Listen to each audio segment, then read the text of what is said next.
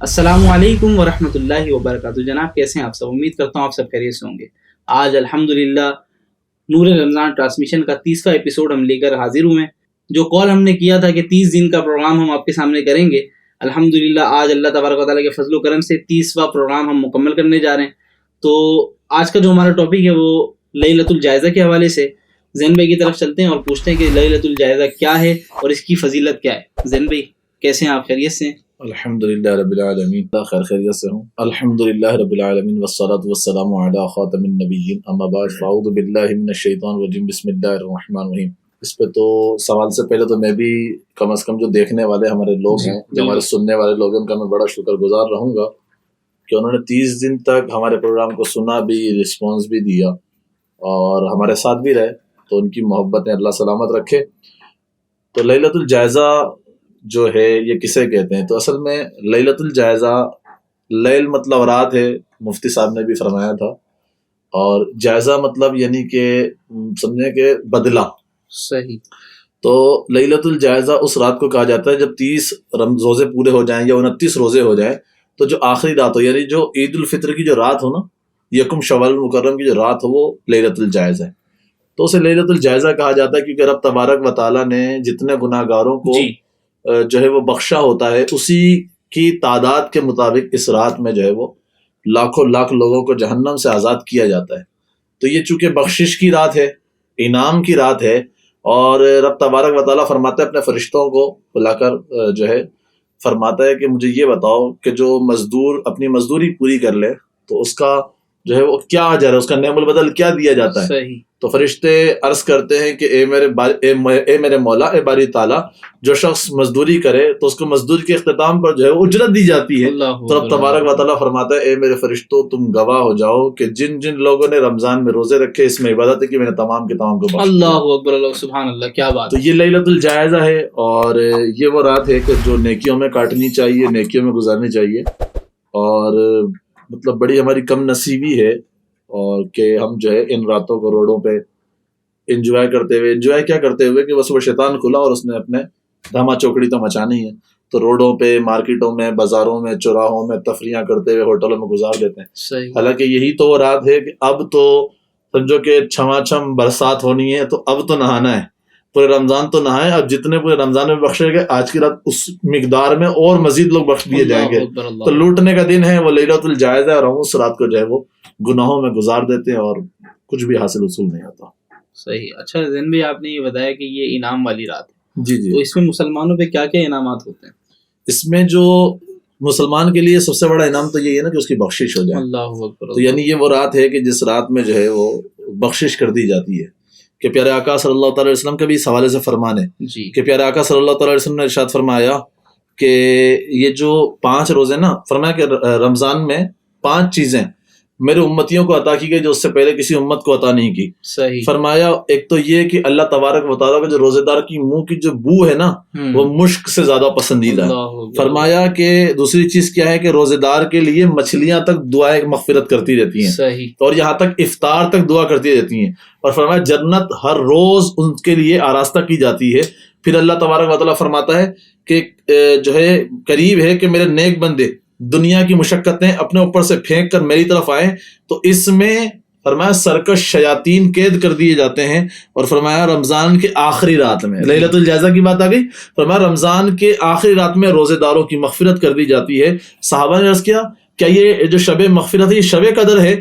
آپ صلی اللہ تعالیٰ علیہ وسلم نے ارشاد فرمایا نہیں، بلکہ اللہ کا دستور یہ ہے کہ مزدور کا کام ختم ہونے کے وقت اسے مزدوری دے دی جاتی ہے، یعنی اس رات میں لوگوں کو بخش دیا جاتا ہے. یہ مسند احمد کی حدیث ہے. بزار اور امام بیہقی جو ہے رحمۃ اللہ تعالیٰ علیہ نے بھی جو ہے وہ اس حدیث کو نقل کیا. تو یعنی اس رات کا انعام کیا ہے کہ مسلمانوں کی بخشش کر دی جائے. صحیح. تو بھائی اس سے بڑی اور بات کیا ہوگی کہ بندہ جب انتقال کرے تو اس سے کوئی کسی قسم کا حساب کتاب نہ لیا جائے اور اس کو ڈائریکٹ جنت میں داخلہ دے دیا جائے. تو اس سے بڑا مطلب کیا انعام کرام ہوگا. کیا بات ہے ماشاء اللہ، سبحان اللہ. اللہ اس رات کے صدقے آپ کی اور میری بخشش فرمائے. لیلۃ الجائزہ کے حوالے سے کوئی روایت بیان فرمائے. اچھا، لیلۃ الجائزہ جو ہے یعنی شب عید الفطر کی جو رات ہے، اس کی رات کی خصوصیت یہ ہے کہ عبادت کے خصوصیت میں نا اس میں عبادت میں مشغول رہا جائے. جیسے مثال کے طور پہ اس کے حوالے سے ایک حدیث ہے کہ پیارے آقا صلی اللہ تعالیٰ علیہ وسلم نے ارشاد فرمایا جو شخص ثواب کی نیت سے یقین کر کے دونوں عیدوں یعنی عید الفطر بھی اور عید الاضحیٰ کہ اس میں جاگے اور عبادت میں مشغول رہے اس کا دل اس دن نہ مرے گا یعنی مردہ نہ ہوگا جس دن سب کے دل مر جائیں گے. فرمایا یعنی فتنہ و فساد کے وقت اور قیامت کے ہولناک اور دہشت ناک دن میں یہ شخص محفوظ رہے گا. یہ ابن ماجہ کی حدیث ہے. یعنی جس وقت گھبراہٹ خوف کا عالم ہوگا جس وقت لوگوں کے دل گھبرا رہے ہوں گے اس وقت بھی اس کا دل جوان ہوگا اس کو کسی قسم کی کوئی بات نہیں ہوگی کوئی پریشانی نہیں ہوگی. اسی طریقے سے ایک اور حدیث پاک میں نبی کریم صلی اللہ علیہ وسلم کا ارشاد موجود ہے کہ پیارے آقا صلی اللہ علیہ وسلم نے ارشاد فرمایا جو شخص 5 راتوں میں عبادت کے لیے جاگے اس کے واسطے جنت واجب ہو جائے گی. اللہ جو شخص 5 راتوں میں عبادت کے لیے جاگے اس کے لیے جنت واجب ہو جائے گی. فرمایا 5 راتیں کون سی ہیں؟ فرمایا لیلۃ الترویہ اور یعنی 8 ذی الحجہ کی رات. پھر فرمایا لیلۃ العرفہ یعنی عرفہ 9 ذی الحجہ کی رات. فرمایا لیلۃ النحر یعنی جو ہے وہ قربانی ہونے کی جو رات. فرمایا ذی الحج یعنی عید الاضحیٰ کی رات. اور فرمایا لیلۃ الجائزہ یعنی عید الفطر کی رات. اس لیلۃ الجائزہ عید الفطر کی رات. اور فرمایا شب براءت یعنی 15ویں شعبان کی رات. یہ حدیث الترغیب والترہیب میں موجود ہے. یعنی پتہ یہ چلا کہ یہ جو راتیں ہیں یہ عبادت کی رات ہے. ان 5 راتوں میں عبادت کی جائے تو اس میں ایک رات لیلۃ الجائزہ بھی ہے. اور افسوس کا مقام یہ ہے کہ جو رمضان میں عبادت کرنے والے لوگ بھی ہوتے ہیں جو بیچارے 10 دن اعتکاف میں بھی گزارتے ہیں. ابھی بہت سارے لوگ اعتکاف میں بیٹھے ہوں گے تو وہ بھی جو نا اس رات میں ایک دھما چوکڑی کا منظر مچاتے ہیں اور ایک عجیب تماشا. مجھے نا نگران شورا کی ایک بات بڑی پیاری لگی. تو حاجی عمران اتاری دعوت برکاتہم القدسیہ نے جملہ ارشاد فرمایا کہنے لگے اس ایک دن کے لیے جی یعنی عید کے دن کہنے لگے اس ایک دن کے لیے یہ پوری قوم 30 دن تک جو نا وہ بھاگم دوڑی تماشے بازیاں مارکیٹ بازار مطلب 30 دن ادھم مچا کے رکھتی. کس دن کے لیے؟ عید کے دن. اس عید کے دن کے لیے. اور جب یہ عید کا دن آتا ہے تو سوتے ہوئے گزار دیتی ہے. یعنی یہ عالم ہے. تو مجھے نگران شروع کی بات نا بڑی جاندار بات لگی. کیا فرمایا کہ بھئی 30 دن آپ نے ایک رات کے لیے برباد کیے اور جب وہ ایک دن کے لیے برباد کیے اور جب وہ دن آیا تو آپ خراٹے لے کے سو رہے ہو. تو یہ عبادت کی رات ہے. آپ لوگ زیادہ سے زیادہ عبادت میں گزاریں. اور میں یہ دعا کروں گا کہ اللہ تبارک و تعالیٰ مجھے بھی ہم تمام لوگوں کو بھی اور آپ لوگوں کو بھی اپنی زیادہ سے زیادہ عبادت کرنے کی توفیق عطا فرمائے. لیلۃ الجائزہ ہے اس کو یوں بھی لے لیں کہ جائزے کی رات ہے ہم نے پورے مہینے کیا کیا. تو رب تبارک و تعالیٰ سے بخشش مغفرت کی دعا کریں.